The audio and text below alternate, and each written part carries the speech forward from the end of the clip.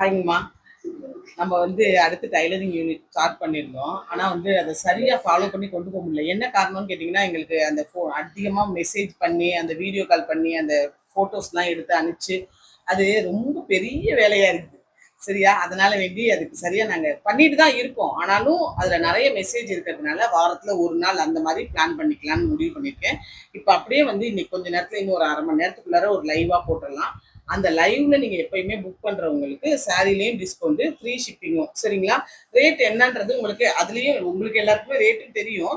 இருந்தாலும் நாங்களும் அதுலயே ரேட் சொல்லிடுறோம். உங்களுக்கு பார்த்தோன்னே எல்லா வகை சாரியுமே இங்க இருக்குங்க. ஆல்ரெடி இதோட ரேட் எல்லாம் நம்ம போட்டிருக்கோம். ஆனா இன்னைக்கு அதோட ரேட்டும் இன்னும் கொஞ்சம் நேரத்துல சொல்லிடுறோம். இது கண்டிப்பா இது நல்ல வாய்ப்பா தான் இருக்கும். இது என்ன காரணம்னா நேரத்தை சுருக்கிறதுக்காக வேண்டி என்னுடைய நேரத்தை சுருக்கிறதுக்காக தான் இந்த வாய்ப்புங்க. தேவைப்படுறவங்க இது நல்லபடியா பயன்படுத்திக்கலாம். ஆமாங்க, எல்லாமே அன்னைக்கு அவைலபிள்.